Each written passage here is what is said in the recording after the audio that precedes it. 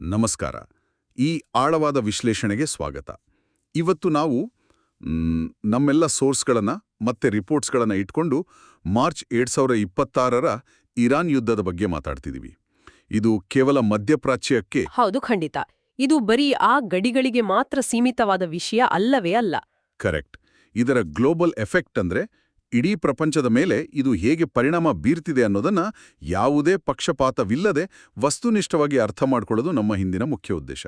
Exactly. ಲಭ್ಯವಿರುವ ಮಾಹಿತಿಗಳನ್ನ ನಾವು ಗಮನಿಸಿದ್ರೆ ಅಮೆರಿಕ, ಇಸ್ರೇಲ್ ಮತ್ತೆ ಇರಾನ್ ನಡುವಿನ ಈ ಸಂಘರ್ಷ ಆರ್ಥಿಕತೆ ಮತ್ತೆ ಸಾಮಾನ್ಯ ಜನರ ದಿನನಿತ್ಯದ ಜೀವನದ ಮೇಲೆ ಅಂದ್ರೆ ನೇರವಾದ ಹೊಡೆತ ಕೊಡ್ತಿದೆ. ಹೌದು. ಅದನ್ನ ಅರ್ಥ ಮಾಡ್ಕೊಳ್ಳೋಕೆ ನಾವು ಮೊದಲು ಈ ತೈಲ ಪೂರೈಕೆ ಹಾರ್ಮುಜ್ ಜಲಸಂಧಿ ಅಥವಾ ಸ್ಟ್ರೇಟ್ ಆಫ್ ಹಾರ್ಮುಜ್ ಕಡೆ ನೋಡಬೇಕು. ಇದು ಜಾಗತಿಕ ಸಮುದ್ರ ಮಾರ್ಗದ 20% ತೈಲ ವ್ಯಾಪಾರ ನಡೆಯೋ ಜಾಗ. ಈಗ ಅದು ಕಂಪ್ಲೀಟ್ ಆಗಿ ಬ್ಲಾಕ್ ಆಗಿದೆ.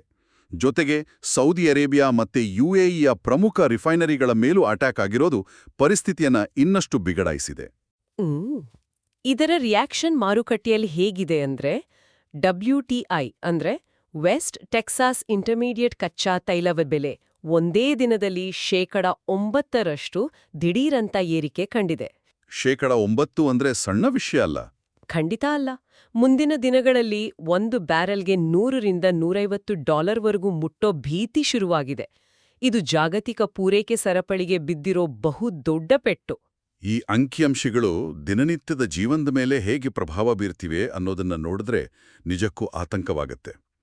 ಇಂಧನ ಬೆಲೆಗಳು ಪ್ರಪಂಚದಾದ್ಯಂತ 20-50%ನಷ್ಟು ಜಾಸ್ತಿಯಾಗಿದೆ ಅಲ್ವಾ? ಹೌದು. ಯುರೋಪ್ನಲ್ಲಿ 1 ಲೀಟರ್ ಪೆಟ್ರೋಲ್ಗೆ €2.5 ದಾಟಿದೆ. ಅಮೆರಿಕದಲ್ಲೂ ಅಷ್ಟೇ.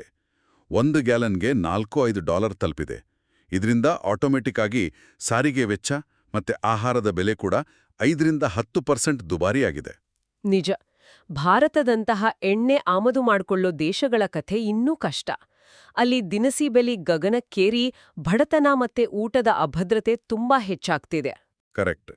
ಈ ಗ್ಲೋಬಲ್ ಇಫೆಕ್ಟ್ ಕೇವಲ ಪೆಟ್ರೋಲ್ ಬಂಕ್ಗಳಿಗೆ ಮಾತ್ರ ಸೀಮಿತವಾಗಿಲ್ಲ. ಆರ್ಥಿಕ ಕುಸಿತದ ಕಡೆಗೂ ನಾವು ಗಮನ ಹರಿಸಬೇಕು. ಹೌದು. ಹಣದುಬ್ಬರದಿಂದಾಗಿ ಮುಂದಿನ 5-10 ವರ್ಷಗಳಲ್ಲಿ ಗ್ಲೋಬಲ್ GDP ಪ್ರತಿ ವರ್ಷ 0.5-2% ಕುಸಿಯುವ ಮುನ್ಸೂಚನೆಯಿದೆ. ಅಂದ್ರೆ ಬ್ರೆಜಿಲ್ನಂತಹ ಉದಯೋನ್ಮುಖ ಮಾರುಕಟ್ಟೆಗಳಲ್ಲಿ ಸಾಲದ ಬಿಕ್ಕಟ್ಟು ಈಗಲೇ ಮಿತಿಮೀರಿದೆ ಅಂತ ರಿಪೋರ್ಟ್ಸ್ ಹೇಳುತ್ತಿವೆ. ಎಕ್ಸಾಕ್ಟ್ಲಿ. ಇದು ಆರ್ಥಿಕತೆಯನ್ನೇ ಅಲುಗಾಡಿಸ್ತಿದೆ. ಇದರ ಜೊತೆಗೆ ಇನ್ನೊಂದು ಶಾಕಿಂಗ್ ವಿಚಾರ ಅಂದ್ರೆ ರಿಸರ್ಚ್ ಮತ್ತೆ ಡೆವಲಪ್ಮೆಂಟ್ನ ದಿಕ್ಕು ಬದಲಾಗ್ತಿರೋದು. ಹೌದು. ಶಿಕ್ಷಣ, ಹವಾಮಾನ ತಂತ್ರಜ್ಞಾನ ಮತ್ತೆ ಮೆಡಿಕಲ್ AIಗೆ ಮೀಸಲಿದ್ದ ಟ್ರಿಲಿಯನ್ ಗಟ್ಲಿ ಹಣ ಈಗ AI ವೆಪನ್ಸ್ ಅಂದ್ರೆ ರಕ್ಷಣಾ ವಲಯದ ಶಸ್ತ್ರಾಸ್ತ್ರಗಳ ಕಡೆ ವರ್ಗಾವಣೆ ಆಗ್ತಿದೆ. ಜೀವ ಉಳಿಸಬೇಕಿದ್ದ ಟೆಕ್ನಾಲಜಿ ಈಗ ಯುದ್ಧದ ಕಡೆ ಮುಖ ಮಾಡಿರೋದು ಮಾನವ ಪ್ರಗತಿಯ ಹಿನ್ನಡೆ ಅಂತಾನೆ ಹೇಳಬಹುದು.